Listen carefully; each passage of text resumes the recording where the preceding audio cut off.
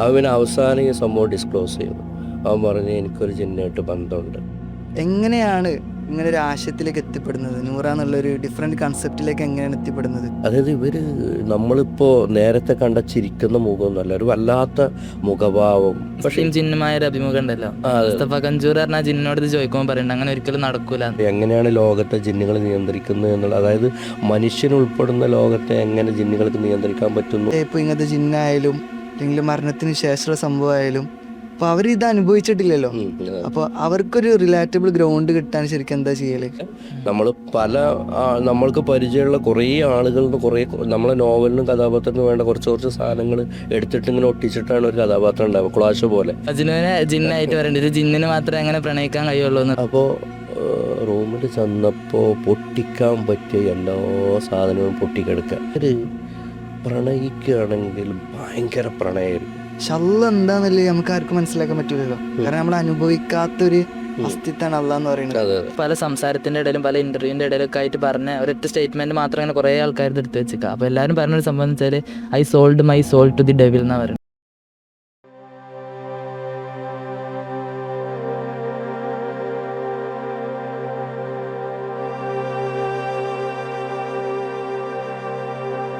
ബിസ്മില്ലാഹിർ റഹ്മാനിർ റഹീം. ഇന്ന് നമ്മൾ ക്യൂരിയോസിറ്റിയിൽ വളരെ ഡിഫറെൻ്റ് ആയിട്ടുള്ള ഒരുപാട് ആളുകൾക്ക് അറിയാൻ താല്പര്യമുള്ള ഒരു ക്യൂരിയോസിറ്റി ഒക്കെ ഉണർത്തുന്ന ഒരു വിഷയത്തിനെയാണ് ചർച്ച ചെയ്യാൻ ഉദ്ദേശിക്കുന്നത്. അഥവാ നമ്മളിടയിൽ തന്നെ നമ്മൾ അറിയാതെ നമ്മളിൽ ഒരുപാട് സ്പർശങ്ങൾ സൃഷ്ടിക്കുന്ന, നമ്മളുടെ പല കാര്യങ്ങളിൽ ഇടപെടുന്ന ജിന്നുകളുടെ ലോകത്തിലേക്കാണ് നമ്മൾ ചർച്ച ചെയ്യാൻ ഉദ്ദേശിക്കുന്നത്. അവരുടെ അറിയാത്ത ഒരുപാട് രഹസ്യങ്ങളിലേക്ക് നമുക്ക് ചർച്ച ചെയ്യാമെന്ന് കരുതുന്നു. അപ്പോൾ ഇന്ന് നമ്മൾ കൂടെ ഈ ഒരു ചർച്ചയിൽ അതിഥിയായിട്ട് എത്തിയിട്ടുള്ളത് ഷംസുദ്ദീൻ മുബാറക് സാറാണ്. അദ്ദേഹം ഒരു നോവലിസ്റ്റാണ്, ജേർണലിസ്റ്റാണ്. ഈ അടുത്ത് ജിന്നുകളെ കുറിച്ച് അദ്ദേഹത്തിൻ്റെ ഒരു ചർച്ചയിലേക്ക് വരാൻ തന്നെ കാരണം നൂറ ജിന്നിൻ്റെ പ്രണയ പുസ്തകം എന്ന് പറയുന്ന പെട്ടെന്ന് ഒരുപാട് വായനക്കാരെ ആർജിച്ചെടുത്തൊരു പുസ്തകം ഇറങ്ങിയിരുന്നു. ഞാൻ തന്നെ അതിൻ്റെ ഒരു തുടക്കത്തിലുള്ള വായനക്കാരനാണ്. അപ്പോൾ അദ്ദേഹത്തിന് വേണ്ടിയിട്ട് ഒരുപാട് പഠനങ്ങൾ നടത്തിയിട്ടുണ്ട്. അപ്പോൾ ഈ ജിന്നിൻ്റെ ഒരു ഡിസ്കഷനിലേക്ക് നമുക്കിന്ന് വരാൻ തോന്നുന്നു, പെട്ടെന്ന് ചർച്ചയിലേക്ക് കിടക്കാം. പക്ഷെ അതിനു മുമ്പ് നമ്മളെ ഓഡിയൻസിൽ ഷംസുദ്ദീൻ മുബാറക് സാറിനെ അറിയുന്ന ആളുകളുണ്ടാവും, എന്നാൽ അറിയാത്ത ആളുകളും ഉണ്ടാവും. അപ്പോൾ അവർക്ക് വേണ്ടിയിട്ട് നിങ്ങളുടെ ഒരു ജീവിതത്തിൻ്റെ പ്രയാണങ്ങളൊക്കെ എവിടെയായിരുന്നു, ഇപ്പോൾ എവിടെയാണ് യാത്ര എത്തി നിൽക്കുന്നത് എന്നുള്ളതൊന്ന് പരിചയപ്പെടുത്തി തുടങ്ങാമെന്ന് കരുതുന്നു. പേര് നിങ്ങൾ പറഞ്ഞ പോലെ ഷംസുദ്ദീൻ മുബാറക്. വീട് മലപ്പുറത്തിനടുത്ത് മേൽമുറി എന്ന് പറഞ്ഞ സ്ഥലത്താണ്.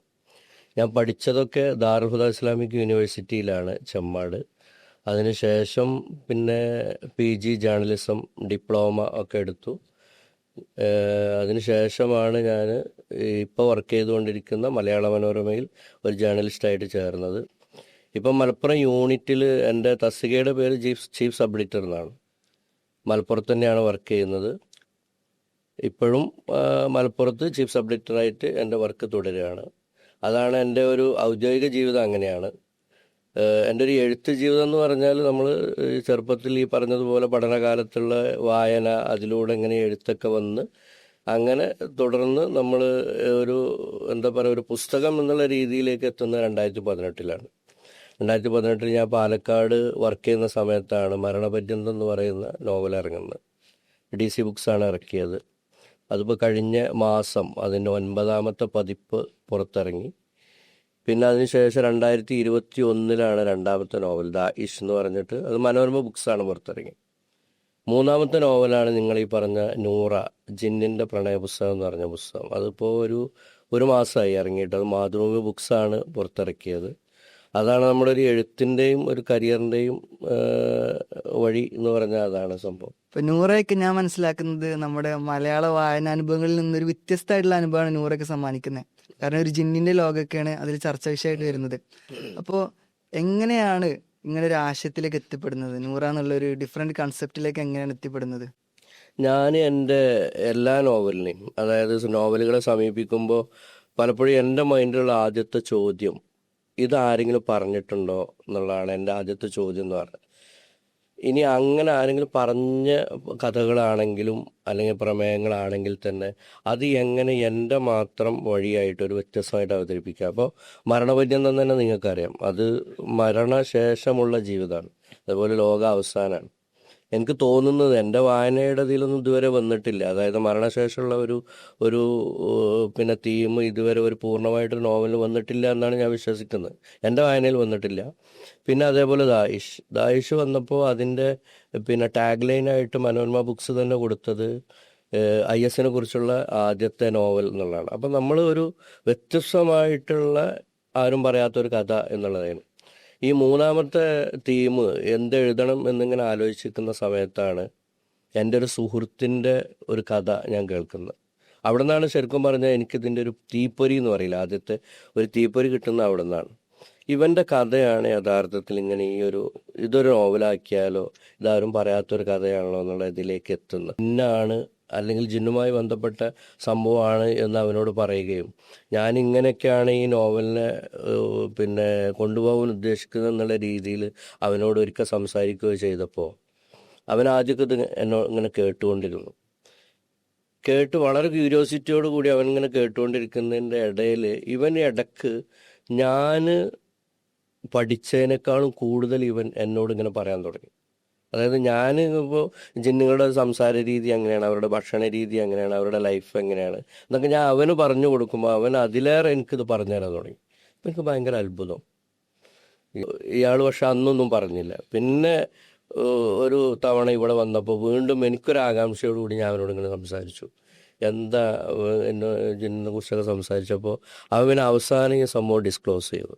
അവൻ പറഞ്ഞ് എനിക്കൊരു ജിന്നായിട്ട് ബന്ധമുണ്ട്, ഇവർ വഴിയുള്ള സാമീപ്യം, ഇവർ വഴിയുള്ള ഈ ഒരു ഇടകലർന്ന ജീവിതം കൊണ്ടാണ് എനിക്കിതൊക്കെ കിട്ടിയത് എന്ന് പറഞ്ഞു. അപ്പോൾ നിനക്ക് ജിന്നായിട്ട് ബന്ധമുണ്ടോ? എനിക്ക് ജിന്നായിട്ട് ബന്ധമുണ്ട്. അവൻ എങ്ങനെയെന്ന് വെച്ചു. അപ്പോൾ ഇവൻ പറയാൻ തുടങ്ങി ഇവൻ്റെ കഥ. അപ്പോൾ ഈ കഥയാണ് യഥാർത്ഥത്തിൽ നൂറ എന്ന് പറഞ്ഞ നോവലിൻ്റെ ഒരു തുടക്കം. അതായത് ഇവൻ്റെ കഥയല്ല ഞാൻ പറയുന്നത്, നമുക്കൊരു തുടക്കം കിട്ടണമല്ലോ ഈ നോവൽ എഴുതാൻ. അങ്ങനെ തുടക്കം കിട്ടിയത് ഇവൻ്റെ ഒരു കഥയായിരുന്നു. അപ്പോൾ ഇതിൽ സംഭവം എന്താ വെച്ചാൽ ഇവന് ഈ നൂറ എന്ന് പറഞ്ഞ കഥാപാത്രം നിങ്ങൾക്കറിയാം, ഒരു ജിന്ന് സുൽത്താൻ എന്ന് പറയുന്ന ഒരു മനുഷ്യനായിട്ടുള്ള ഒരു പ്രണയമാണ്. ആ പ്രണയത്തിലൂടെ നമ്മൾ പിന്നെ മനുഷ്യൻ്റെയും ജിന്നിൻ്റെയും ഭൂതകാലത്തേക്കും വർത്തമാനകാലവും ഭാവി കാലത്തേക്കുമുള്ളൊരു യാത്ര പോലെയാണ് യഥാർത്ഥത്തിൽ ഈ നൂറ എന്ന് പറഞ്ഞ നോവൽ പോകുന്നത്. അപ്പോൾ ഇതിലെങ്ങനെയെന്ന് വെച്ചാൽ ഇവൻ യഥാർത്ഥത്തിൽ ഇവനെ പറയുന്ന ഒരു ജിന്ന് പെൺകുട്ടി തീവ്രമായിട്ട് പ്രണയിക്കുന്നുണ്ട്. അതെ അത് യഥാർത്ഥത്തിൽ പെൺകുട്ടി, ഒരു ജിന്ന് പെൺകുട്ടി എൻ്റെ സുഹൃത്തിനെ പ്രണയിക്കുന്നുണ്ട്. അത് പക്ഷേ നിങ്ങൾ പറയുന്ന പോലെ ഒരു ജിന്ന് നേരിട്ട് പ്രണയിക്കുകയല്ല, ഒരു ജിന്ന് ഒരു പെൺകുട്ടിയിൽ കുടിയിരുന്ന് ആ പെൺകുട്ടി വഴിയാണ് ഈ സുഹൃത്തിനെ പ്രണയിക്കുന്നത്. അപ്പം ഞാൻ അവനോട് പറഞ്ഞു ഇതൊന്ന് വിശദമായിട്ട് പറഞ്ഞുകൊണ്ടാണ്. അപ്പോൾ വിശദമായിട്ട് കുറേ കാര്യങ്ങൾ പറഞ്ഞു. അതിൽ കുറേ നമ്മൾ ഈ പറഞ്ഞ പോലെ അത്ഭുതങ്ങളുണ്ട്, കുറേ നമുക്ക് കേട്ടാൽ ഇങ്ങനെയൊക്കെ ഉണ്ടാവുമോ എന്നൊക്കെ തോന്നുന്ന കുറേ കാര്യങ്ങളുണ്ട്. അതിലേക്കൊന്നും ഞാൻ പോകുന്നില്ല. അപ്പം ഒന്നും നടക്കൂല എന്നുള്ള രീതിയിലാണ് ഞാൻ പറയണത്. എന്നാൽ പിന്നെ നമുക്ക് പോവല്ലേ എന്ന് ചോദിച്ചു. ഒറ്റയടിക്കാവൻ പറഞ്ഞു നമുക്ക് പോവാം, ടിക്കറ്റ് എടുക്കാം, വിസ എടുക്കാം. അവനത് സമ്മതിച്ചു എന്ന് മാത്രമല്ല, ഞാൻ ഓഫീസിൽ ലീവ് ചോദിച്ചു. എനിക്ക് 2 ആഴ്ചത്തെ ലീവ് കിട്ടി. ഞാനും അവനും പോകാൻ തീരുമാനിച്ചു. അങ്ങനെ യഥാർത്ഥത്തിൽ ഞാനും അവനും ഇവരെ കണ്ടു.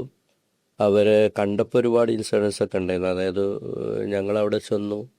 പിന്നെ ആദ്യത്തെ ദിവസം പിന്നെ ഇതിലൊരു അത്ഭുതം എന്ന് പറഞ്ഞാൽ ഇവന് ഞങ്ങളിത് വരുന്നുണ്ട്, നീയായിട്ട് സംസാരിക്കാനാണ്, നിന്നെ ഒരാൾ കാണാൻ വരുന്നുണ്ട് എന്നുള്ള രീതിയിലൊന്നും ഇവൻ പറഞ്ഞിട്ടില്ല. ഇവൻ പെട്ടെന്ന് എൻ്റെ യാത്ര, കാരണം എനിക്ക് ലീവും കാര്യങ്ങളൊക്കെ വേണം എന്നുള്ളതുകൊണ്ട് തന്നെ പ്രീ പ്ലാൻഡ് ആയിരുന്നു എൻ്റെ യാത്ര. അപ്പോൾ അതുകൊണ്ട് ഞാൻ ടിക്കറ്റ് എടുത്തു. ഞാൻ അവിടെ നേരത്തെ എത്തി, 2 ദിവസം നേരത്തെ എത്തി. അപ്പോൾ എൻ്റെ ഒരു ബന്ധു ഉണ്ട്, അവിടെ ഞാൻ താമസിച്ച്. അപ്പോൾ ഇവന് അവിടെ നിൽക്കേണ്ട ഒരു അത്യാവശ്യം ഉണ്ടായതുകൊണ്ട് അവൻ പറഞ്ഞു 2 ദിവസം നീ പിന്നെ മുമ്പ് പോയിക്കോ, കുഴപ്പമില്ല, നിൻ്റെ ടിക്കറ്റ് ഓക്കെ അല്ലേ, ഞാൻ പെട്ടെന്ന് വരാം, 2 ദിവസം കൊണ്ട് വരാമെന്ന് പറഞ്ഞു. അപ്പോൾ അവൻ പിന്നെ 3-ാമത്തെ ദിവസമാണ് വരുന്നത്. അപ്പോൾ ഞാൻ ഇവനോട് നേരത്തെ പറഞ്ഞിരുന്നു, കാരണം നമ്മൾ കുറേ കാര്യങ്ങൾ അറിയാൻ വേണ്ടി പോവുകയാണ്. അപ്പോൾ അതുകൊണ്ട് ഇവരോട് ഈ കാര്യങ്ങളൊക്കെ സംസാരിക്കണം. അതായത് പിന്നെ ഈ പറഞ്ഞ പോലെ ഞങ്ങൾ ഇതിനാണ് വരുന്നതെന്നും നിൻ്റെ അടുത്തുനിന്ന് കുറേ കാര്യങ്ങൾ അറിയാൻ ഒരാൾ വരുന്നുണ്ടെന്നൊക്കെ പറയണം. പെട്ടെന്ന് അവരത് കേൾക്കുമ്പോൾ അവരുടെ പ്രതികരണം എങ്ങനെയാവുമെന്ന് നമുക്കറിയില്ല. അപ്പോൾ അവൻ പറഞ്ഞു ഞാൻ പറയാൻ മറന്നു. അങ്ങനെ ഇവരോട് സൂചിപ്പിക്കുക പോലും ചെയ്യാതെയാണ് ഞാൻ അവിടെ എത്തി 3-ാം ദിവസം രാത്രി അവൻ. എന്നിട്ട് ഞങ്ങൾ ഇതേപോലെ റൂമിൽ പിന്നെ ഞങ്ങൾ റൂമെടുത്ത് താമസിക്കുകയാണ്. റൂമിൽ താമസിക്കുമ്പോൾ ഈ 3 പേരും റൂമിലേക്ക് വന്നു. അപ്പം നമ്മളിതൊരു ജിന്നിനെ ആദ്യമായിട്ട് കാണാൻ പോകുന്നതാണ്.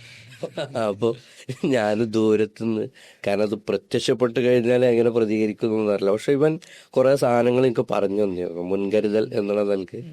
ആദ്യം തന്നെ പേടിക്കരുത്, ഇത് നമ്മളെ പേടിക്കുന്നവരാണ് അവർ.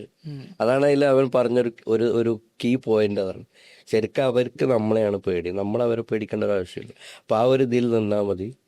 അപ്പം ഇത് നമ്മളിപ്പോൾ ഒരു സാധാരണ ഒരു കുട്ടി വരുന്നു എന്നുള്ള ആ കാഴ്ചയിൽ നമ്മളിങ്ങനെ കാണുന്നു. ഇവരെ ശരീരത്തിൽ ഇല്ലെന്ന് നമുക്കറിയാം. അതിനിപ്പോഴും തെളിവായിട്ടില്ലല്ലോ. അതെ അതെ അതെ, നമ്മളിപ്പോഴും നമ്മൾ കാഴ്ചയിൽ ഇവരെ കാണുന്നില്ല. അപ്പം ഇത് വരുന്നത് നമുക്കറിയില്ല. ഞാൻ ദൂരെ നിന്ന് കണ്ടു. അന്ന് കുറേ ലൈറ്റ് ആയതുകൊണ്ട് തന്നെ ഉറങ്ങി. ഞാൻ പറഞ്ഞ സംഭവം ഉണ്ടാകുന്ന 2-ാമത്തെ ദിവസം. 2-ാമത്തെ ദിവസം ഇതേപോലെ പിന്നെ ഇപ്പോൾ നമ്മളൊരു ഈ പറഞ്ഞ പോലെ നോവലിന് വേണ്ടിയുള്ള കുറേ കാര്യങ്ങൾ അറിയാൻ വേണ്ടി ഇവരുടെ കൂടെ തന്നെയാണ് ഇവരുണ്ടാവുക. അപ്പോൾ രാത്രി വന്ന് ഞങ്ങളിങ്ങനെ കാഷ്വലായിട്ട് ഇങ്ങനെ ഇതേപോലെ റൂമിലിരുന്ന് എല്ലാവരും ഇങ്ങനെ ഇരുന്ന് സംസാരിക്കുകയാണ്. അപ്പോൾ എൻ്റെ സുഹൃത്ത് എന്നെ പരിചയപ്പെടുത്തിയ ആളാണ്. ഇവൻ ജിന്നിനെ കുറിച്ചൊരു നോവൽ എഴുതാൻ ആഗ്രഹിക്കുന്ന ഒരാളാണ്. അപ്പോൾ നിങ്ങളുടെ കുറച്ച് ഡീറ്റെയിൽസ് കിട്ടാൻ വന്നാണെന്ന് പറഞ്ഞ ഉടൻ അപ്പോൾ യഥാർത്ഥത്തിൽ ഞാൻ ഇവരുടെ ഒരു മുഖഭാവം കണ്ടു. അതായത് നമ്മളിപ്പോൾ നേരത്തെ കണ്ട ചിരിക്കുന്ന മുഖമൊന്നുമല്ല, ഒരു വല്ലാത്ത മുഖഭാവം. പിന്നെ നമ്മൾ എന്തൊക്കെയോ ചെയ്യാൻ നിൽക്കുന്ന പോലെയൊക്കെ പെട്ടെന്ന് അവരുടെ മുഖഭാവം മാറിയിട്ട് എന്നോട് ഫസ്റ്റ് ഒറ്റ ഡയലോഗേ പറഞ്ഞു, ഞങ്ങളെ കൊണ്ട് കളിക്കരുത്, അത് നിങ്ങൾക്ക് നന്നാവില്ല എന്ന്. ഈ ഡയലോഗ് പറഞ്ഞതും ഇവരുടെ മുഖഭാവമൊക്കെ സാധാരണ പോലെയായി. അപ്പം ഞാൻ സുഹൃത്തിനോട് മെല്ലെ പറഞ്ഞു, ഇന്ന് ചോദിക്കണ്ട, കാരണം എനിക്കിത് കണ്ടിട്ട് തന്നെ പേടിയെന്ന് പറയുന്നത്, പേടിയെന്ന് മാത്രമല്ല ഞാൻ എഴുതണ്ടെന്നല്ല, എൻ്റെ പരിപാടികളോട് ഞങ്ങളോട് കളിക്കണ്ടെന്ന് പറഞ്ഞോട് ഈ പേടി വന്നു. ഈ പരിപാടി നിർത്താം, ഏതായാലും കണ്ട് തിരിച്ചു പോവാം, യാത്രയ്ക്ക് വന്നതല്ലേ, തിരിച്ചു പോവാന്നുള്ളതിൽ ഞാൻ സുഹൃത്തിനോട് നമുക്ക് വേറെ കാര്യങ്ങൾ സംസാരിക്കാം. അങ്ങനെ വേറെ കാര്യങ്ങൾ ഇങ്ങനെ സംസാരിച്ച് കുറച്ച് സമയമായപ്പോൾ ഒരു ഏകദേശം രാത്രി 12 മണിയായപ്പോൾ ഞാൻ എൻ്റെ റൂമിലേക്ക് പോയിട്ട് എനിക്ക് നല്ല ഉറക്കം ഉണ്ടായിരുന്നു. ഞാൻ കിടന്നുറങ്ങി. പിറ്റേന്ന് രാവിലെ സുഹൃത്ത് എന്നെ ഒന്ന് വിളിച്ചിട്ട് ഇന്നലെ രാത്രി നീ ഇവിടെ ഇല്ലേ എന്ന് ചോദിച്ചു. ഞാൻ പറഞ്ഞു ഞാൻ കിടന്നുറങ്ങിയായിരുന്നു എന്ന് പറഞ്ഞു. ഇവിടെ ഉണ്ടായതുമല്ലോ നീ അറിഞ്ഞോന്ന് ചോദിച്ചു. ഞാൻ ഒന്നും അറിഞ്ഞിട്ടില്ല. ഇന്നലെ അവരുടെ റൂമിൽ എന്താ നടന്നത് എനിക്കറിയാം. എന്താ നടന്നത്, നീ ഒന്ന് വാന്ന്. ഞാൻ പോയി അടിക്കാൻ പറ്റിയ എല്ലാ സാധനവും പൊട്ടിക്കിടക്കുക. ഒരു ഗ്ലാസിൻ്റെ ജഗ്, പിന്നെ മാല, വള, ഈ പറയുന്ന സാധനങ്ങളൊക്കെ തറയിൽ പൊട്ടിക്കിടക്കുന്നു. അതേപോലെ സാധനങ്ങളൊക്കെ വലിച്ചു വാരിട്ട് കിടക്കുന്നു. എന്താ സംഭവം എന്ന് വെച്ചു. ഇവിടെ നല്ലൊരു യുദ്ധമായിരുന്നു ജിന്നിൻ്റെ. എന്ത് സംഭവം? അവൻ എന്നോട് പറഞ്ഞു, ഇന്നലെ ഇവിടെ നീയാണ് പോയതിന് ശേഷം അവൾ വയലൻ്റായി എന്ന് മാത്രമല്ല അത് സത്യമാണെന്ന് എനിക്ക് ബോധ്യം. അപ്പം എന്താ സംഭവിച്ചാൽ ഇവന് ഇവൾക്ക് ഞാൻ വന്നതും അവരെക്കുറിച്ച് കഥ എഴുതുന്നതൊന്നും ഇഷ്ടപ്പെട്ടില്ല. അപ്പോൾ അങ്ങനെ ഒരു ഇൻസിഡൻറ്റ് കൂടി ഉണ്ടായിരുന്നു. അതാണ് യഥാർത്ഥത്തിൽ ഈ ഒരു നോവലിലേക്ക് വരുന്നതിൻ്റെ ഒരു തുടക്കം എന്ന് പറയുന്ന അതാണ്. ഈ നോവലിലെ വ്യത്യസ്തമായ ഒരു കഥ കേട്ടപ്പോൾ തന്നെ ഭയങ്കര അതിശയിച്ചിരിക്കായിരുന്നു. അതിൻ്റെ പിന്നിലും ഇത്രയും മനോഹരമായ വേറൊരു കഥ കൂടി ഉണ്ടെന്ന് കേട്ടതിൽ വളരെ സന്തോഷം. എന്തായാലും നമുക്ക് നമ്മൾ ചർച്ചയിലേക്ക് തിരിച്ചു വരാം. അപ്പോൾ സാർ ഒരു ജേർണലിസ്റ്റാണ്. സ്വാഭാവികമായും ഫാക്റ്റുകളൊക്കെ ബന്ധപ്പെട്ടിട്ടായിരിക്കും പ്രൊഫഷൻ മുഴുവനായിട്ട് കിടക്കുന്നത്. അപ്പോൾ ആ പ്രൊഫഷനിലുള്ള എഴുത്തുകളൊക്കെ സ്വാഭാവികമായും ഫാക്റ്റുകളെ കേന്ദ്രീകരിച്ചിട്ടുള്ളതായിരിക്കും. അപ്പോൾ ആ ഒരു സാഹചര്യത്തിൽ നിന്ന് മാറി ഒരു ഫിക്ഷൻ എഴുതുമ്പം എന്തെങ്കിലും ഒരു വ്യത്യാസം അനുഭവപ്പെട്ടിട്ടുണ്ടോ? അതുപോലെ തന്നെ സാറ് അധികം ഡീല് ചെയ്തിട്ടുള്ള വിഷയങ്ങളൊക്കെ ഒന്ന് മരണപര്യന്തം, അതുപോലെ തന്നെ അതായത് ആഫ്റ്റർ ലൈഫിനെ കുറിച്ചാണ് ഇസ്ലാമിലെ തന്നെ. അതുപോലെ തന്നെ മറ്റൊരു വിഷയം എന്നുള്ളത് നമ്മളെ ഈ ജിന്നുകളുമായി ബന്ധപ്പെട്ടുകൾ. ഇതൊക്കെ പലപ്പോഴും തിയോളജിയൊക്കെ ആയിട്ട് അല്ലെങ്കിൽ ഒതൻറ്റിസിറ്റി വളരെ മതപരമായൊരു ഡിമാൻഡുള്ള ഓരോ വിഷയങ്ങളാണ്. ഈ വിഷയമൊക്കെ ഡീല് ചെയ്യുന്ന സമയത്ത് അല്ലെങ്കിൽ അതൊരു നോവലിലേക്ക് മാറ്റുന്ന സമയത്ത് അതിൽ ഫിക്ഷൻ കലർത്തുന്ന സമയത്ത് എന്തെങ്കിലും ഒരു ബുദ്ധിമുട്ടോ അല്ലെങ്കിൽ ഒരു വ്യത്യസ്തമായ ഫീലിംഗ് എന്തെങ്കിലും അനുഭവപ്പെട്ടിട്ടുണ്ടോ?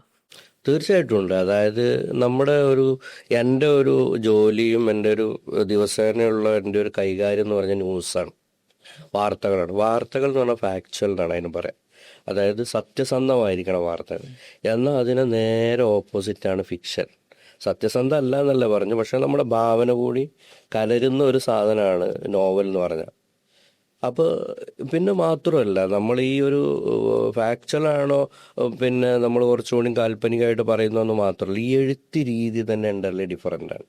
അതിനൊരു ഉദാഹരണം പറഞ്ഞാൽ, ഇപ്പോൾ മരണപര്യന്തം ഞാൻ കുറേ കാലത്തിന് ശേഷം, അതായത് എൻ്റെ പഠനകാലത്ത് കഥയും കവിതയൊക്കെ എഴുതി ഇടയ്ക്കൊക്കെ പലതിലും പ്രസിദ്ധീകരിച്ചു, വീക്കെൻഡ് അങ്ങനത്തേലൊക്കെ പ്രസിദ്ധീകരിച്ചു. അത് കഴിഞ്ഞ് കുറേ കാലം ഞാൻ വാർത്തകളുമായിട്ട് മാത്രമായിരുന്നു നമ്മുടെ ജീവിതം. എഴുത്തും വായനയും നമ്മുടെ ഇടപെടലൊക്കെ വാർത്തയായിരുന്നു. അപ്പോൾ കുറേ കാലത്തിന് ശേഷം നമ്മളൊരു നോവൽ എഴുതാൻ തുടങ്ങുകയാണ്. ഈ നോവൽ എഴുതിയിട്ട് ഞാനിത് ഈ നോവൽ എടുത്തിട്ട് വായിച്ചു നോക്കിയപ്പോഴാണ് അത്ഭുതപ്പെട്ടത്. സംഭവം എന്താ വെച്ചാൽ, ഇത് മരണാനന്തര ജീവിതത്തെക്കുറിച്ചുള്ള ഒരു വാർത്താ പരമ്പര പോലെയാണ്. ആദ്യത്തെ വാർത്ത ഖബർ, രണ്ടാമത്തെ വാർത്ത മുങ്കർ നക്കീർ എന്ന് പറഞ്ഞാൽ ഇവരെ കുറിച്ചൊരു വാർത്ത എഴുതി അങ്ങനെ ഉണ്ടാവും. അതേപോലെ, കാരണം എൻ്റെ എഴുത്ത് എൻ്റെള്ളി മാറിപ്പോയി. ഫിക്ഷൻ എന്ന് പറഞ്ഞ എഴുത്ത് എന്നെ നിന്ന് നഷ്ടപ്പെട്ടു പോയി. ഞാൻ വെറും ഒരു വാർത്ത എഴുത്തിലേക്ക് മാറി. അപ്പം നമ്മൾ ഇത് തമ്മിൽ ഭയങ്കര അന്തരമുണ്ട്. പിന്നെ വാർത്ത എഴുത്തും ഫിക്ഷൻ എഴുത്തും തമ്മിൽ വലിയ വ്യത്യാസമുണ്ട്. പിന്നെ ഞാൻ 6 or 7 തവണ മാറ്റി മാറ്റി മാറ്റി മാറ്റി എഴുതിയാണ് യഥാർത്ഥത്തിൽ ഇപ്പം കാണുന്ന ഒരു നോവലിൻ്റെ രീതിയിലേക്ക് വന്നത്. പിന്നെ നമ്മൾ ഈ തീം തിരഞ്ഞെടുക്കുമ്പോഴും അതെ, അതായത് ഇതിൽ പിന്നെ പലപ്പോഴും ഞാൻ തിരഞ്ഞെടുക്കുന്ന വിഷയത്തിൻ്റെ അറിയാതെ വന്നൊരു താരതമ്യം എന്ന് പറഞ്ഞാൽ മെറ്റാഫിസിക്കൽ സംഭവങ്ങളാണ് കൂടുതൽ വന്നത്. അത് അതിഭൗതികമായ കാര്യങ്ങൾ, മനുഷ്യൻ്റെ ഭാവനയ്ക്ക് അല്ലെങ്കിൽ മനുഷ്യന് തൊടാൻ പേടിയുള്ള, മനുഷ്യന് തൊടാൻ പറ്റാത്ത സബ്ജക്റ്റുകളാണ് ഞാൻ പലപ്പോഴും ഇത് അതിൽ എടുത്തിട്ടുള്ളത്. ഇപ്പോൾ മരണാനന്തര ജീവിതമാണെങ്കിലും ആണെങ്കിലും ISഉം ശരിക്ക് മനുഷ്യന് ഈ പറഞ്ഞ പോലെ ഒരു ഒരു ഒരു സബ്ജക്റ്റായിട്ട് നമ്മുടെ അടുത്തുണ്ടെങ്കിലും നമ്മൾ അതിനെ സമീപിക്കാൻ പേടിയുള്ള ചോദിച്ചിട്ടില്ല അധികം. അതെ, അനുഭവിച്ചിട്ടില്ല. അല്ലെങ്കിൽ ഈ പറഞ്ഞ പോലെ അതിനെക്കുറിച്ച് ഒരുപാട് ഊഹാപോഹങ്ങളുണ്ട്. അപ്പോഴാണല്ലോ നമുക്കിതൊരു തൊടാൻ പറ്റാത്ത സാധനമാകും. മൂന്നാമത്തെ തീർച്ചയായിട്ടും നൂറ എന്ന് പറയുന്ന ജിന്നുമായി ബന്ധപ്പെട്ട സംഭവം. അപ്പോൾ ഇത് നമ്മളിതിനെ സമീപിക്കുന്നത് എങ്ങനെയാണെന്ന് വെച്ചാൽ, എൻ്റെ ഒരു നോവലിൻ്റെ ഒരു ഒരു റൈറ്റിംഗ് സ്റ്റൈല് ഞാൻ ഉദ്ദേശിച്ചത് എന്താ വെച്ചാൽ, ഇപ്പോൾ നമ്മൾ ഫാക്ച്വലായിട്ട് പറയേണ്ട കുറേ കാര്യങ്ങളുണ്ടാവും.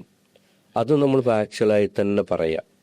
അതിൽ നമ്മളുടെ ഒരു കൈകടത്തൽ ഒരിക്കലും പറ്റില്ല. അപ്പോൾ ഉദാഹരണത്തിന് ഞാൻ സമീപിച്ച വിഷയങ്ങളൊക്കെ ഇസ്ലാമികമായ വിഷയങ്ങളാണ്. അതിൽ ചരിത്രം വരും, അതേപോലെ പിന്നെ ഇസ്ലാമിക നിയമങ്ങൾ വരും. അങ്ങനെ കുറേ കാര്യങ്ങൾ ഫാക്ച്വലായിട്ട് പറയേണ്ട കാര്യങ്ങളുണ്ടാവും. അതിലൊരിക്കലും നമുക്ക് ഈ പറഞ്ഞ പോലെ അസത്യങ്ങളോ ഭാവനയോ പിന്നെ കൈകടത്താൻ പറ്റില്ല. നേരെ മറിച്ച് ആ അസത്യത്തെ ആ സത്യത്തെ പറയാൻ എൻ്റെ കഥയുടെ പോക്കിന്, എൻ്റെ കഥാപാത്രങ്ങളുടെ പിന്നെ നരേഷന് വേണ്ടിയിട്ട് ഞാൻ ഭാവനയും ഈ പറഞ്ഞ പോലെ പിന്നെ യാഥാർത്ഥ്യമല്ലാത്ത കാൽപ്പനികതയൊക്കെ ചേർക്കുന്നുണ്ട്. അതാണ് ഇത് തമ്മിലുള്ള ഒരു അന്തരം എന്ന് പറഞ്ഞാൽ. എന്നാലും നമ്മൾ ഫാക്ച്വലായിട്ട് പറയേണ്ട കാര്യങ്ങൾ ഫാക്ച്വലായിട്ട് തന്നെ പറയുകയും ഇത് വായനക്കാരന് മനസ്സിലാവുകയും ചെയ്യും. ഇത് യഥാർത്ഥത്തിൽ വായനക്കാരന് മനസ്സിലാവും. കാരണം നമ്മൾ ഈ പറഞ്ഞത് ഭാവനയ്ക്ക് വേണ്ടി പറഞ്ഞതാണെന്നും, ഇപ്പോൾ എൻ്റെ മരണപര്യന്തം എന്ന് പറഞ്ഞ ഇതിൽ പിന്നെ ഖബറിൽ കിടക്കുന്ന തയ്യൽപറമ്പിൽ ബഷീർ 3-ാമത്തെ ദിവസം ആദ്യത്തെ ഒരാഴ്ച വീട്ടിലേക്ക് തിരിച്ചു വരുന്നുണ്ട്. അപ്പോൾ അതിലവൻ തിരിച്ചു വരുമ്പോൾ അവന് ഇവിടുത്തെ അവൻ്റെ വീട്ടിലെ അവസ്ഥ അവൻ പോയ പോലെയല്ല. അതായത് അവൻ പോയപ്പോൾ ഒരുപാട് സങ്കടവും കണ്ണീരും ഒക്കെ ആയിട്ടാണ് അവൻ പോയത്. അത് നമ്മളതിൽ വിശദീകരിക്കുന്നുണ്ട്. തിരിച്ച് ഇവൻ വന്നപ്പോൾ വീട്ടിൽ കാണുന്ന സത്യത്തിൽ എല്ലാവരും ചിരിച്ചു കളിക്കുന്നു. കാരണം 3 ദിവസം കഴിയുമ്പോഴേക്ക് ഇവരൊക്കെ അത് മറന്നുപോയി. അപ്പോൾ അവനും വല്ലാത്ത സങ്കടം തോന്നുന്നു ബഷീറിൻ്റെ ആത്മാവിന്. അവൻ മലക്കിനോട് പറയണേ, ഇനി എനിക്ക് പോകേണ്ട ആവശ്യമില്ല. എല്ലാ ആഴ്ചയും വ്യാഴാഴ്ച രാത്രി അവനൊരു ലീവ് കിട്ടും നാട്ടിലേക്ക് തിരിച്ചു പോകാൻ, എല്ലാവരും ഒന്ന് കാണാൻ.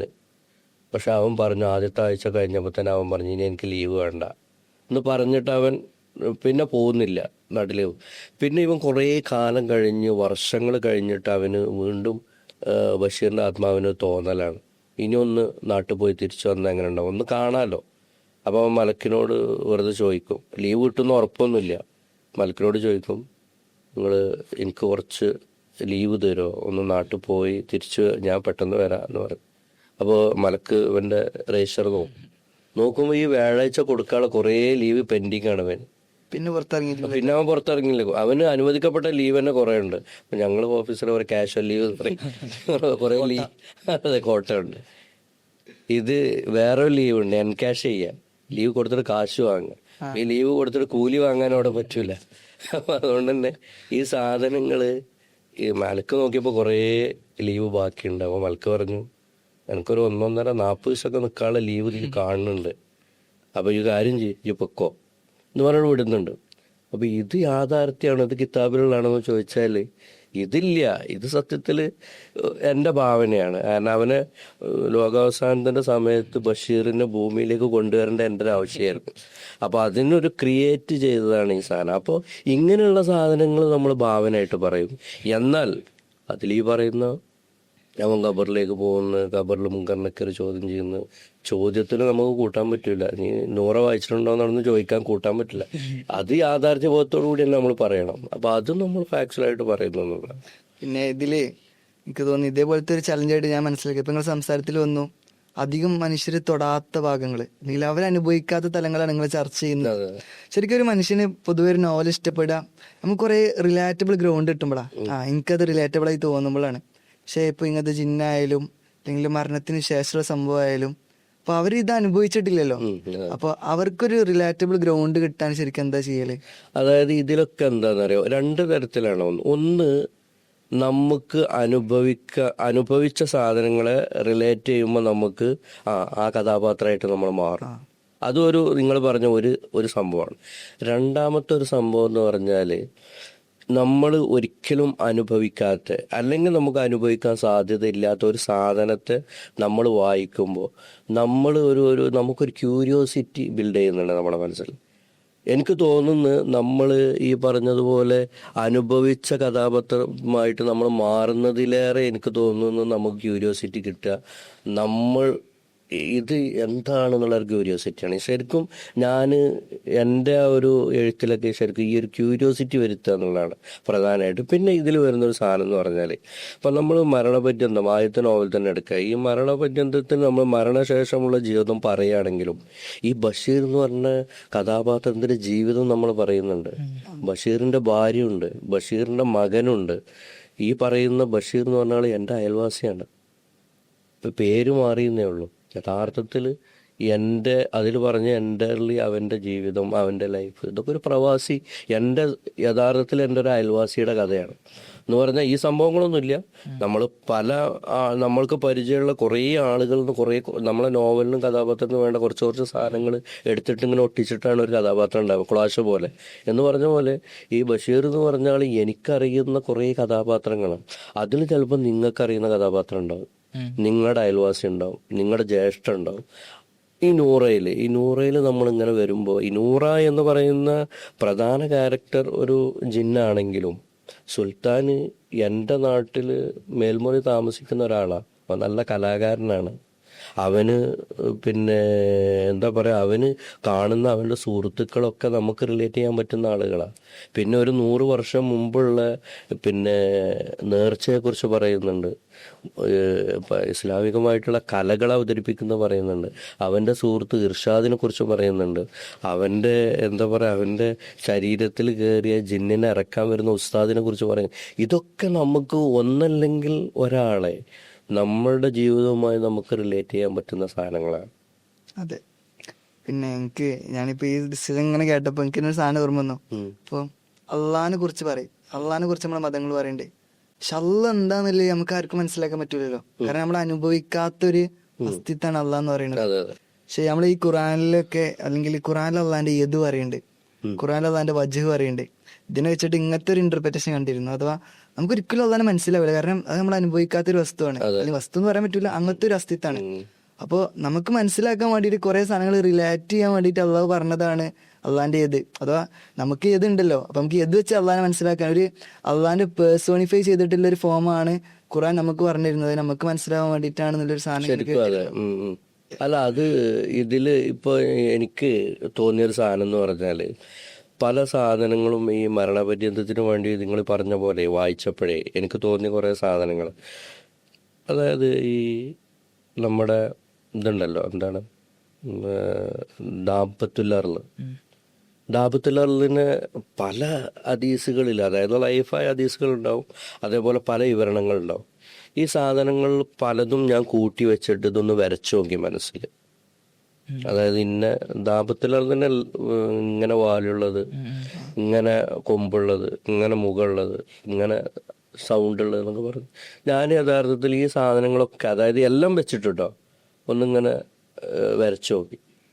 ഒരു വല്ലാത്ത വികൃത രൂപമാണ്. കാരണം എന്താ പറയുക, അപ്പം ഇത് സംഭവം എന്താ വെച്ചാൽ ഈ പറയുന്നത് പോലെ നമുക്ക് മനസ്സിലാവാൻ വേണ്ടി കുറേ സാധനങ്ങൾ പറഞ്ഞു തന്നിട്ടുണ്ടാവും, നമ്മളെ റിലേറ്റ് ചെയ്യാൻ വേണ്ടി. ഇപ്പം സ്വർഗത്തിൻ്റെ കാര്യം തന്നെ എടുത്തു നോക്കുക. അതായത് പുഴ, മദ്യത്തിൻ്റെ പുഴ, ഇങ്ങനെയൊക്കെ പറഞ്ഞിട്ട് ഇതുണ്ട്, അതായത് ഇൻസൾട്ട് ചെയ്യുന്നുണ്ട്. പക്ഷെ ഇത് മനുഷ്യനെ റിലേറ്റ് ചെയ്യാൻ പറ്റുന്ന അനുഭൂതികൾ മാത്രം നമുക്ക് പറഞ്ഞു തരാണ്. അതിനപ്പുറത്ത് നമ്മളുടെ ഭാവനക്ക്, അതായത് മനുഷ്യൻ്റെ ഭാവനക്ക് അപ്പുറമുള്ള സാധനങ്ങൾ നമുക്ക് പറഞ്ഞു തന്നാൽ നമുക്ക് മനസ്സിലാവില്ല. അപ്പം അതുകൊണ്ട് മനസ്സിലാവാൻ പറ്റുന്ന സാധനങ്ങൾ മാത്രമേ നമുക്ക് പറഞ്ഞു തന്നിട്ടുള്ളൂ. അപ്പം അത് ഈ പറഞ്ഞ പോലെ തന്നെയാണ് അത്. അതായത് പിന്നെ നമ്മളിപ്പോൾ പിന്നെ അള്ളാഹിനെ കുറിച്ച് പറയുകയാണെങ്കിലും, ഈ പറയുന്ന സ്വർഗത്തെക്കുറിച്ച് പറയുകയാണെങ്കിലും, എന്നാൽ നമ്മുടെ ഈ മരണപര്യന്തത്തിൽ പറയുന്ന ഖബറിലെ ചോദ്യങ്ങളെ കുറിച്ച് പറയുകയാണെങ്കിലും, നമുക്ക് റിലേറ്റ് ആവുന്ന കുറേ സാധനങ്ങളായിട്ട് നമുക്ക് പറഞ്ഞു തരിക എന്നുള്ളതാണ് അതിൽ എനിക്ക് തോന്നിയൊരു കാര്യം. അതുപോലെ തന്നെ ഈ ജിന്നിനെ കുറിച്ചൊരു പുസ്തകം എഴുതുമ്പോൾ അതിന് വേണ്ടിയിട്ട് റിസർച്ച് ചെയ്ത ഒരു ഏരിയകള്, പുസ്തകങ്ങൾ, അതിനെ കുറിച്ചും സംസാരിക്കും. അതിൻ്റെ കൂടെ തന്നെ അതിൻ്റെ ഒരു അവസാനത്തിൽ ഒരു ജിന്നുകളുടെ ലോകത്തിന്റെ ഒരു ഓവർലുക്ക് നമ്മൾ പ്രേക്ഷകർക്കൊന്ന് കിട്ടാൻ വേണ്ടിയിട്ട് ആ ഒരു സംഭവം കൂടി ഒന്ന്. അതായത് ഈ ഞാൻ നേരത്തെ പറഞ്ഞ പോലെ ഈ ആളെടുത്തുനിന്ന് നമുക്ക് ഇത് കിട്ടി. പിന്നെ ഞാൻ എന്താ പറയുക, ഈ എൻ്റെ ഒരു എങ്ങനെ കൊണ്ടുപോകണം എന്നുള്ള ഇതിലേക്ക് വന്നപ്പോൾ ഞാൻ ആദ്യം തന്നെ വിചാരിച്ചൊരു കാര്യമാണ്. അതായത് ഒരു മനുഷ്യനെ ഒരു ജിന്ന് പ്രണയിച്ചാൽ എങ്ങനെ ഉണ്ടാവും. അപ്പം ഞാൻ അതിൻ്റെ സാധ്യതകളൊക്കെ നോക്കി. അതായത് അങ്ങനെ ചരിത്രത്തിൽ ഉണ്ടായിട്ടുണ്ടോ, പിന്നെ അപ്പം നോക്കിയപ്പോൾ ഉണ്ടായിട്ടുണ്ടോ എന്നുള്ളതിനേക്കാളും അങ്ങനെ ഉണ്ടായാൽ എന്താണ് വിധി എന്നുള്ളത് കുറേ ഉണ്ട്. അതായത് പിന്നെ ഫിക്ക് സാധനങ്ങളുണ്ട്. പിന്നെ ഉണ്ടോ ഇല്ല എന്നുള്ളത് എനിക്കറിയില്ല. പക്ഷെ അങ്ങനെ, കാരണം എന്താ പറയുക, ഇത് ഭയങ്കര രസമാണ്. അതായത് ഒരിക്കലും ഉണ്ടാവില്ല എന്ന് വിചാരിച്ച സാധനങ്ങൾക്ക് പോലും ഫിക്കി വിധികളുണ്ട് എന്നുള്ളതാണ്. അപ്പം ഞാൻ ഇതിങ്ങനെ വായിക്കുന്ന സമയത്ത് അത്ഭുതപ്പെട്ടൊരു സാധനം അതാണ്. അതായത് ഇങ്ങനെ ഉണ്ടായാൽ ഇവർ തമ്മിൽ കുട്ടിക്ക് എന്തുണ്ട്, അവരുടെ അവകാശങ്ങൾ, ഈ കുട്ടിയെ എങ്ങനെ വളർത്തണം, ഇതിൻ്റെ അവകാശം ആരാണ്, പെട്ടെന്ന് ജിന്ന് പോയാൽ, അങ്ങനെ പറഞ്ഞിട്ട് ഇത് വിശദമായിട്ട് പറഞ്ഞിട്ടുണ്ട്. ഒരു പക്ഷേ ലോകത്ത് ഇങ്ങനെ സംഭവം നടക്കില്ലായിരുന്നു. പക്ഷെ അതിൻ്റെ ഫിക്കി വിധികൾ കുറേ ഉണ്ട്. തോന്നുന്നു ആ ഫിക്കി മസാലകൾ വെച്ചിട്ട് ഇത് ഉണ്ടാവാൻ സാധ്യത ഉണ്ടെന്ന്. അതെ അതെ അതെ അതെ, അത് നമുക്ക് അനുമാനിക്കാം. പിന്നെ ഇതിൽ വേറൊരു സാധനം എന്ന് വെച്ചാൽ, പിന്നെ ഇങ്ങനെ ഫിക്കി മസാലകൾ വായിക്കുന്ന സമയത്ത് തന്നെ ഇങ്ങനെ ഉണ്ടായിട്ടുണ്ട് എന്നുള്ളത് ഞാൻ കേട്ടിട്ടുണ്ട്, പറഞ്ഞ പോലെ ചിലപ്പോൾ. പക്ഷെ ഇതിങ്ങനെ ഒന്ന് രണ്ട് സ്ഥലത്ത് ഉണ്ടായിട്ടുണ്ട്, അതായത് കുറേ മുമ്പ് ഇങ്ങനെ ഉണ്ടായിട്ടുണ്ട് എന്നൊക്കെ ഞാൻ പിന്നെ വായിച്ചു. അപ്പോഴാണ് ഞാൻ ശരിക്കും പറഞ്ഞാൽ എന്താ പിന്നെ ഈ ഒരു സാധ്യത, അതായത് ഒരു മനുഷ്യൻ ജിന്നിനെ പ്രണയിക്കുന്നതിൻ്റെ ഒരു സാധ്യത ഉണ്ടല്ലോ, അതൊരു നോവലാക്കാമെന്ന് വിചാരിച്ചു. അങ്ങനെയാണ് ഞാൻ ഇതിനെക്കുറിച്ച് കുറേ പഠനങ്ങൾ നടത്തുന്നത്. അതേപോലെ നമ്മുടെ നോവലില് ബിൽക്കീസ് റാണി സുലൈമാന്റെ പിന്നെ കഥ പറയുന്നിടത്ത് ജിന്നും മനുഷ്യനും തമ്മിലൊരു പ്രണയം പറയുന്നില്ലേ? അതെ അതെ അതെ.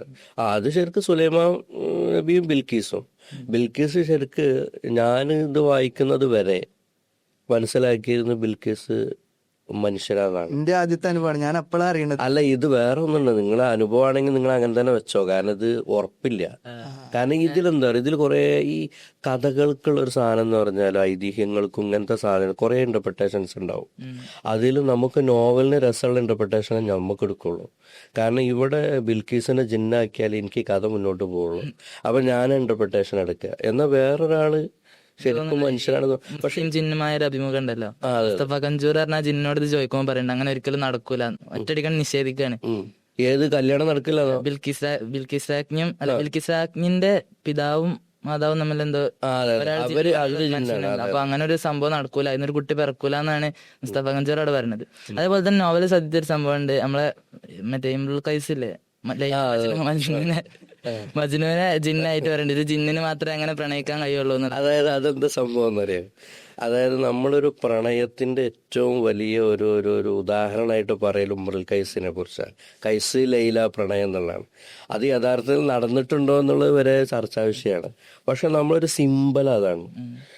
ഈ ജിന്നിനെ കുറിച്ചുള്ള ഒരു കൺസെപ്റ്റ് എങ്ങനെയാന്ന് വെച്ചാൽ അത് കറക്റ്റാണ്. അതായത് ഇവര് പ്രണയിക്കുകയാണെങ്കിൽ ഭയങ്കര പ്രണയമായിരിക്കും. അതായത് നമുക്ക് വേണ്ടി എന്തും ചെയ്യും. ഇപ്പം ഈ സുഹൃത്തിൻ്റെ ഉദാഹരണത്തിൽ നിങ്ങളോട് പറയാൻ പറ്റാത്ത ഒരുപാട് കാര്യങ്ങൾ എനിക്കറിയാം.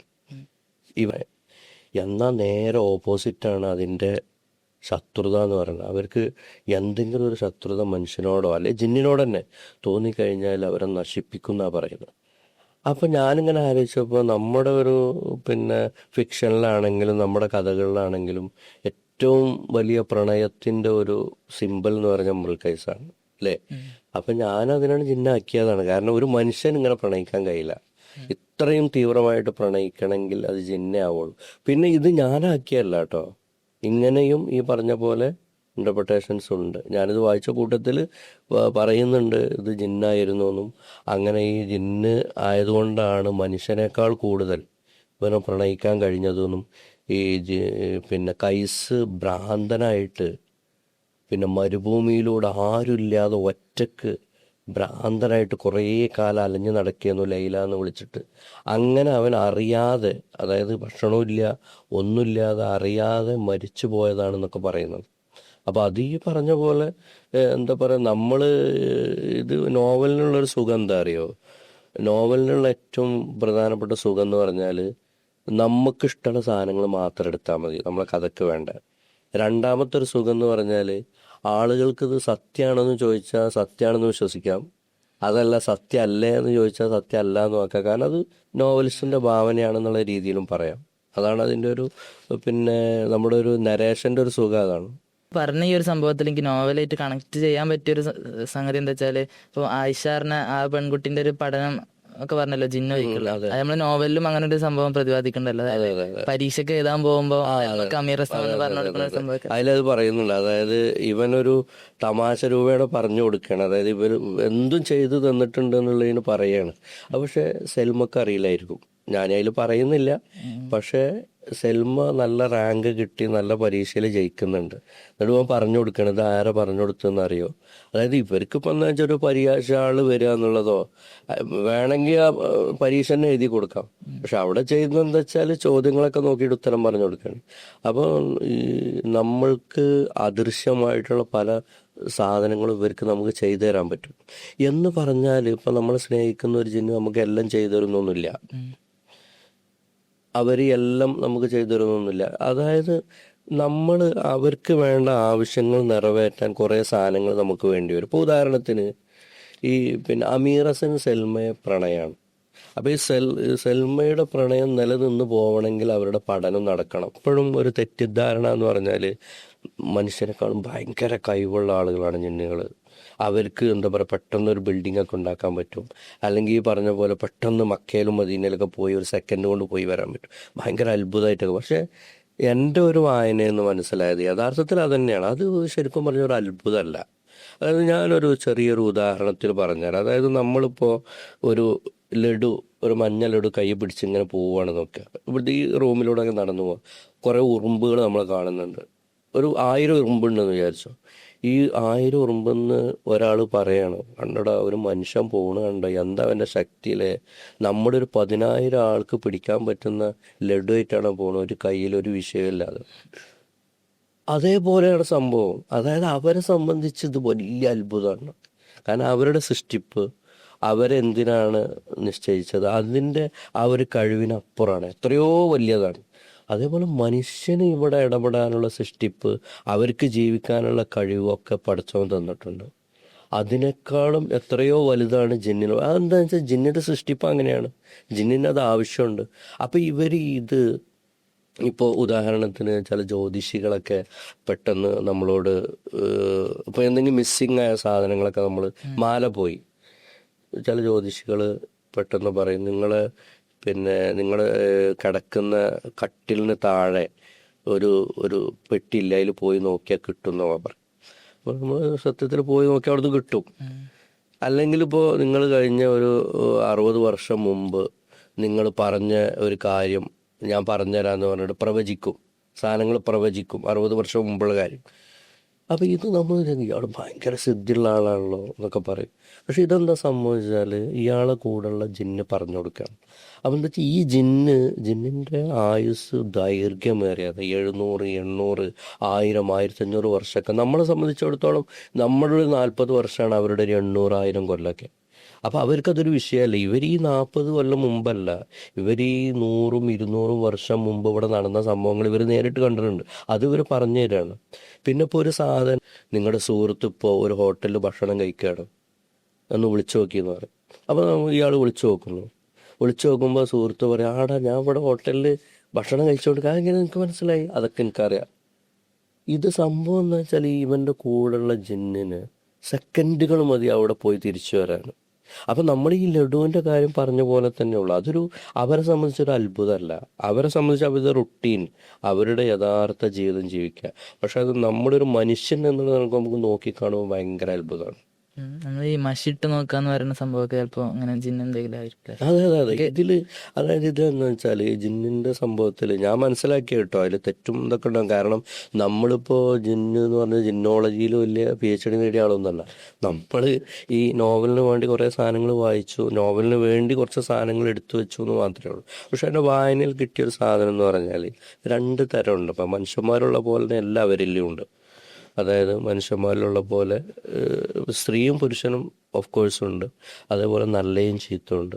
നമ്മളിവിടെ നടക്കുന്നത് അതിലേറെ അവിടെ നടക്കുന്നുണ്ട്. രാഷ്ട്രീയമുണ്ട്, പഠനമുണ്ട്, ഈ പറഞ്ഞ പോലെ ജാതിയുണ്ട്, മതമുണ്ട്, എല്ലാം ഉണ്ട്. എല്ലാം മനുഷ്യനിലുള്ള അതിനേക്കാൾ കൂടുതൽ അവിടെ ഉണ്ട്. മാത്രമല്ല മനുഷ്യൻ്റെ എത്രയോ ഇരട്ടിയാണ് ജിന്നുകളെന്ന്. ഇപ്പം നിങ്ങൾക്ക് പറഞ്ഞ മനസ്സിലാവും. ഇപ്പം നമ്മൾ ഈ സംസാരിക്കുമ്പോൾ എൻ്റെ അപ്പുറത്തുപ്പുറത്ത് ജിന്നുണ്ടാവും, നിങ്ങളെ കൂടി ജിന്നുണ്ടാവും. പക്ഷെ നമ്മൾ കാണുന്നില്ല എന്ന് പറഞ്ഞാൽ നമ്മളെ ഇരട്ടി എന്ന് പറയുമ്പോൾ ഇവിടെയൊക്കെ വേണ്ടേ. അപ്പം അത്രയുണ്ട്. അപ്പം ഇത് പറഞ്ഞ പോലെ തന്നെ ഇതിൽ നല്ലയും ചീത്ത ആളുകളുണ്ട്. അതേപോലെ പല മതങ്ങളിലുണ്ട്, പല ജാതിയുള്ള ആളുകൾ. അപ്പം മനുഷ്യനിലുള്ളതൊക്കെ അതിനേക്കാൾ കൂടുതൽ ജിന്നുകളുണ്ട്. അപ്പോൾ പിന്നെ അവരെ ഉപയോഗിക്കുന്ന ആളുകളുണ്ട്. ഇപ്പം ഞാൻ ഈ നോവൽ കുറച്ചുകൂടിയും ഈ പറഞ്ഞ പോലെ നമുക്ക് എന്താ പറയുക, നോവലാണോ എന്ന് നിങ്ങൾ വിചാരിച്ചോട്ടെ എന്നുള്ള നിലക്കന്നെ ഞാൻ പറഞ്ഞിട്ടുണ്ട്. ലോകത്തിൻ്റെ പല കാര്യങ്ങളും നിയന്ത്രിക്കാൻ ജിന്നുകളുടെ സഹായം തേടുന്ന ഭരണാധികാരികളുണ്ട് എന്ന് പറഞ്ഞാൽ അത് നമുക്ക് അതിശയോക്തിയുടെ ആവശ്യമില്ല. കാരണം എന്താണെന്ന് വെച്ചാൽ ഈ പറയുന്ന ജിന്നുകളെ വരുതിയിലാക്കിയ ജ്യോതിഷികളുണ്ട്, വലിയ കോടിക്കണക്കിന് രൂപ കൊടുത്തിട്ട് അവരുടെ കാര്യങ്ങൾ സാധിക്കുന്ന ഭരണാധികാരികളുണ്ട്, അതേപോലെ സെലിബ്രിറ്റികളുണ്ട്. ഈ പറഞ്ഞ പല, അതായത് എല്ലാവരും ഞാൻ പറയുന്നില്ല, പല ഭരണാധികാരികളും പല സെലിബ്രിറ്റികളും അവരുടെ കഴിവിൻ്റെ, അധികാരത്തിൻ്റെ ഒക്കെ ഈ പറഞ്ഞതുപോലെ അവരുടെ അവർക്ക് സഹായം ഒരു പക്ഷേ ജിന്നുകളിൽ നിന്ന് കിട്ടുന്നുണ്ടാവും. കാരണം നമ്മളെപ്പോലെ ഒരു സൃഷ്ടികൾ ലോകത്ത് ഉണ്ട്. അവർ ഒരു ലോകത്തുണ്ട്. നമ്മളെങ്ങനെ ജീവിക്കുന്നു അതേപോലെ തന്നെ അവരുണ്ട്. പക്ഷെ നമുക്ക് അവരെ കാണാൻ പറ്റുന്നില്ല. എന്നാലോ നമ്മളിതിലേറെ എത്രയോ മനുഷ്യനില്ലാത്ത പല കഴിവുകളുള്ള ആളുകളാണ്. അതേപോലെ തന്നെ അവരെ മനുഷ്യനെ ഉപയോഗിക്കുന്നതായിട്ട് ചരിത്രത്തിലുണ്ട്. വളരെ റയറായിട്ട് ആളുകൾ ഉപയോഗിക്കുന്നുണ്ട്. നല്ലതിന് ഉപയോഗിക്കുന്നുണ്ട്, ചീത്തക്ക് ഉപയോഗിക്കുന്നുണ്ട്. അപ്പോൾ ഈ പറഞ്ഞ പോലെ ഇവരുടെ അധികാരത്തിന്, ഇവരുടെ കലാപരമായിട്ടുള്ള കാര്യങ്ങൾക്ക് ഒക്കെ ഉപയോഗിക്കുന്നില്ല എന്ന് ആര് പറഞ്ഞു? ഉപയോഗിക്കുന്നുണ്ടാവാം. ഞാൻ എൻ്റെ നോവലിൽ ഉപയോഗിക്കുന്നുണ്ട് എന്നുള്ളത് തന്നെ പറയുന്നുണ്ട്. ഞാൻ ഈ അടുത്തൊരു വീഡിയോ കണ്ടിട്ടുണ്ട്. അതിൽ ഒരുപാട് പോപ്പ് സിംഗേഴ്സിന്റെ സ്റ്റേറ്റ്മെന്റ്സിന്റെ ഒരു കോമ്പിനേഷൻ പോലെയാണ് ഉള്ളത്. പോപ്പ് സിംഗേഴ്സ് തന്നെയാണ് അതിൽ പറഞ്ഞതൊക്കെ. അപ്പോൾ ഇവരൊക്കെ പല സംസാരത്തിന്റെ ഇടയിലും പല ഇന്റർവ്യൂവിന്റെ ഇടയിലൊക്കെ ആയിട്ട് പറഞ്ഞ ഒരൊറ്റ സ്റ്റേറ്റ്മെന്റ് മാത്രം അങ്ങനെ കുറെ ആൾക്കാർ ഇത് എടുത്ത് വെച്ചേക്കാം. അപ്പോൾ എല്ലാവരും പറഞ്ഞൊരു സംഭവം എന്ന് വെച്ചാൽ I sold my soul to the devil എന്നാണ് പറയുന്നത്. എന്റെ ആത്മാവിനെ ഞാൻ കൊടുത്തു എന്ന് പറയുന്നുണ്ട്. ഈ ഒരു വിഷയം മുസ്തഫ കഞ്ചൂറിന്റെ ആ ഒരു മുസ്ലിം ചിഹ്നമാരുടെ അഭിമുഖം വായിച്ചു നോക്കുമ്പോൾ അതിൽ ഈ ഒരു സാധനം പറയുന്നുണ്ട്. അതായത് ഇവരുമായിട്ടൊരു ഉടമ്പടി ഏർപ്പെടുന്നുണ്ട്. സീലൊക്കെ ഒരു സാധാ പോലെ തന്നെ ഒരു സീലൊക്കെ വെച്ചിട്ടൊരു ഉടമ്പടിയിൽ ഇവർ ഏർപ്പെടുന്നുണ്ട് എന്നുള്ളൊരു സംഭവം. അതാണ് പിന്നെ ഞങ്ങളുടെ കരിയറിൽ ഗ്രോത്ത് ഉണ്ടാവാൻ കാരണം എന്നൊക്കെ പറയുന്നതായിട്ട് കേട്ടു. ചിലപ്പോൾ കോൺസ്പിറസി തിയറി ആയിട്ട് പലരും തള്ളുന്നതായിരിക്കും. പക്ഷെ ഇത്ര ആൾക്കാർ പറഞ്ഞത് നമ്മൾ ഈ ഇലുമിനാറ്റി എന്ന് പറഞ്ഞിട്ട് സംഭവങ്ങളുണ്ടല്ലോ, അതായത് രഹസ്യ ഗ്രൂപ്പുകൾ ലോകത്തെ നിയന്ത്രിക്കുന്നു എന്നുള്ളത്. ഈ ഇലുമിനാറ്റി എന്ന് പറഞ്ഞത് യഥാർത്ഥത്തിൽ മനുഷ്യ ഗ്രൂപ്പ് മാത്രമല്ല, അതായത് പലതരത്തിലും ഞാൻ മനസ്സിലാക്കിയത് നമുക്ക് ഈ പറഞ്ഞ പോലെ വായനയെന്ന് കിട്ടുന്നതാണ്. ഞാൻ എൻ്റെ നോവലിൽ ഇലുമിനാറ്റികളെ കുറിച്ച് പറഞ്ഞിട്ടുണ്ട്. ഈ അവസാനത്തേക്ക് വരുമ്പോൾ എങ്ങനെയാണ് ലോകത്തെ ജിന്നുകൾ നിയന്ത്രിക്കുന്നത് എന്നുള്ള, അതായത് മനുഷ്യനുൾപ്പെടുന്ന ലോകത്തെ എങ്ങനെ ജിന്നുകൾക്ക് നിയന്ത്രിക്കാൻ പറ്റുന്നു എന്ന് പറയുന്ന സമയത്ത് നമ്മൾ പറയുന്നുണ്ട്. ഒരു പക്ഷേ നമ്മൾ ഇത് പറയുന്നത് എന്താ വെച്ചാൽ ഫാക്ച്വൽ ആണെങ്കിൽ ഫാക്ച്വൽ ആയിക്കോട്ടെ, ഇനി അതല്ല ഒരാൾക്കത് വിശ്വസിക്കാൻ പറ്റുന്നില്ല എന്നുണ്ടെങ്കിൽ ഞാൻ നേരത്തെ പറഞ്ഞ പോലെ അവ എൻ്റെ ഭാവനയാന്ന് കൂട്ടിക്കോട്ടെ. ഇലുമിനാറ്റി സംഘങ്ങളുണ്ടെന്ന്. അപ്പോൾ ഈ പറയുന്ന US ആണെങ്കിലും റഷ്യ ആണെങ്കിലും വലിയ വലിയ പിന്നെ ലോകത്തെ വലിയ വലിയ സാമ്പത്തിക ആയുധ ശക്തികൾ, അവരുടെയൊക്കെ പിന്നിൽ ആര് ഭരിക്കണം, അവരാരുമായിട്ട് കരാറിൽ ഏർപ്പെടണം, അതേപോലെ അങ്ങനത്തെ ഇതൊക്കെ തീരുമാനിക്കാൻ ഇലുമിനാറ്റികൾ ഉണ്ട് എന്നാണ് പറയുന്നത്. അതായത് ലോകത്ത് ഒരു അണ്ടർഗ്രൗണ്ട് ശക്തികളുണ്ട്. ഈ അണ്ടർഗ്രൗണ്ട് ശക്തികൾക്ക് പിൻബലം അവരെ സഹായിക്കുന്നത് ഈ പറഞ്ഞ ജിന്നുകളാണെന്നാണ്. ഉണ്ടാവാം, ഇല്ലാതിരിക്കാം, പക്ഷെ ഞാൻ സത്യമായിട്ടും വിശ്വസിക്കുന്നുണ്ട് അതൊക്കെ ഉണ്ട്. കാരണം ഇപ്പോൾ ഒരു ഉദാഹരണത്തിന് ഞാൻ പറയാം, കുട്ടികളിൽ ഉണ്ടായിട്ടുള്ള ഈ ഗെയിം അഡിക്ഷൻ നോക്കിയാൽ മതി. ചെറിയ കുട്ടികളിൽ ഗെയിം അഡിക്ഷൻ, അതായത് ഒരു തലമുറ വളർന്നു വരുന്ന അവരുടെ ടീനേജിൽ ഈ ഒരു ലോകത്തുള്ള ഒരു തലമുറ മുഴുവൻ ഒരു കാലം വന്നപ്പോൾ മൊത്തം ഇപ്പോഴും ഗെയിമിൻ്റെ അഡിക്റ്റുകളായിരുന്നു.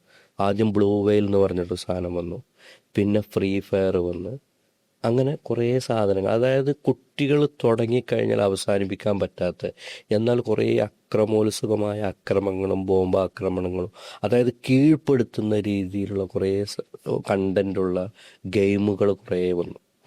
അപ്പോൾ ഇതെന്ന് വെച്ചാൽ ഇവരുടെ ഒരു ക്രിയേറ്റീവായ സമയം ഇതിലേക്കാക്കണം, ഒന്ന്. രണ്ടാമത് അവരുടെ ഈ ചിന്താശേഷി നശിപ്പിക്കണം, എന്നെങ്കിലേ അടുത്ത ഒരു തലമുറ ചത്ത പോലെ കിടക്കൂ. പറഞ്ഞ ഈ കുട്ടികൾ ഒരുപാട് അടുത്തൊരു തലമുറയെ നയിക്കേണ്ട കുട്ടികളാണ്. അവരിലേക്ക് ഗെയിം കൊടുത്തു കഴിഞ്ഞാൽ ഈ പറഞ്ഞ പോലെ 100 ആൾക്കും ഗെയിം കൊടുത്തു കഴിഞ്ഞാൽ 100 ആളും മാറുന്നല്ല. പക്ഷെ ഇവരുടെ ടാർഗറ്റ് എന്ന് പറഞ്ഞാൽ ഒരാളെങ്കിലും മാറിയാൽ എന്നെങ്കിലും അവരുടെ ബിസിനസ് നടക്കുകയുള്ളൂ, അവരുടെ അജണ്ടകൾ നടത്താൻ പറ്റുള്ളൂ. അപ്പോൾ ഈ ഗെയിം അഡിക്ഷൻ കുട്ടികൾ ഉണ്ടാക്കിയിട്ട് കുട്ടികളെ ഈ നിർമ്മാണ പ്രവർത്തനങ്ങളിൽ, ഭരണത്തിൻ്റെ ചൂഷണങ്ങൾക്കെതിരെയുള്ള പ്രതികരണത്തിന്, ഇങ്ങനെയൊക്കെയുള്ള ഈ അവരുടെ സ്വാഭാവികമായിട്ട് കുട്ടികളിൽ നിന്ന് അല്ലെങ്കിൽ മുതിർന്നാൽ അവരിൽ നിന്ന് വരേണ്ട കുറേ കാര്യങ്ങളുണ്ട്, അതൊക്കെ സപ്രസ്ഡായി പോവാണ്. അവരറിയാതെ സപ്രസ്ഡാണ്. അവരുടെ മൈൻഡിലൊരു ഗെയിം ഇട്ട് കൊടുത്തിട്ട് ആ ഗെയിമിലൂടെ അവരുടെ പ്രതിരോധ ശേഷി, ഈ പറയുന്ന അക്രമോത്സുകത, ഇതൊക്കെ കുറയ്ക്കുകയാണ്. ഞാൻ പറഞ്ഞാൽ കളിയിലുള്ള അക്രമോത്സുകതല്ല ഞാൻ പറഞ്ഞു. ഒരു തിന്മ കാണുമ്പോൾ അല്ലെങ്കിൽ ഒരു അക്രമം കാണുമ്പോൾ, ഒരു അധാർമികത കാണുമ്പോൾ അതിനെതിരെ പ്രതികരിക്കാനുള്ള അവരുടെ മനസ്സിനെ ഇവർ ചൂഷണം ചെയ്യുക. അപ്പോൾ ഇതിന് പിന്നിൽ ഇതൊരു കമ്പനി വിചാരിച്ച സാധനമാണെന്ന് ഞാൻ വിചാരിക്കുന്നില്ല.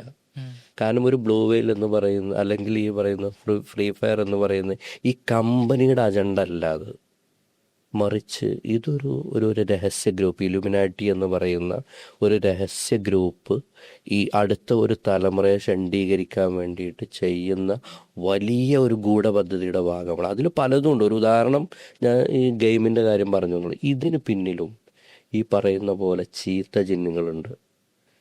ചീത്ത ജിന്നുകൾ നേരിട്ടിടപെടുന്നു എന്നല്ല പറഞ്ഞത്, പക്ഷേ ഈ പറയുന്ന സംഘത്തെ സഹായിക്കുന്നുണ്ട്. അപ്പോൾ ഇങ്ങനെ പല സാധനങ്ങളും. ഇപ്പോൾ ഇതൊക്കെ ഞാൻ പറയുന്നത് യാഥാർത്ഥ്യമാണോ എന്ന് ചോദിച്ചാൽ ഒരു പക്ഷേ യാഥാർത്ഥ്യം ആവാം, അല്ലെങ്കിൽ ഫിക്ഷൻ ആവാം.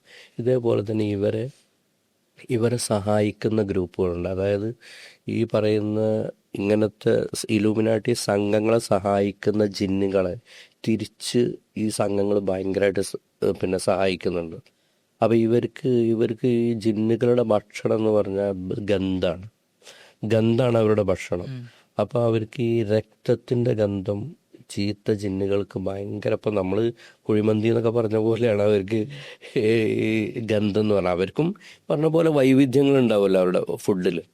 അപ്പോൾ അവർക്ക് ഈ രക്തത്തിൻ്റെ ഗന്ധം ഭയങ്കര ഇതാണെന്ന് പറയാം. അപ്പോൾ ഇങ്ങനൊരു പഠനം നടന്നിട്ടുണ്ട് അമേരിക്കയിൽ. അതായത് ഈ പറയുന്ന കുറേ പെൺകുട്ടികളുടെ മിസ്സിങ് കേസുകൾ ഒരു കാലത്ത് അമേരിക്കയിൽ ഒരു പ്രദേശത്ത് കുറേ കണ്ടിരുന്നു. അത് കുറേ പെൺകുട്ടികൾ കാണാതായി.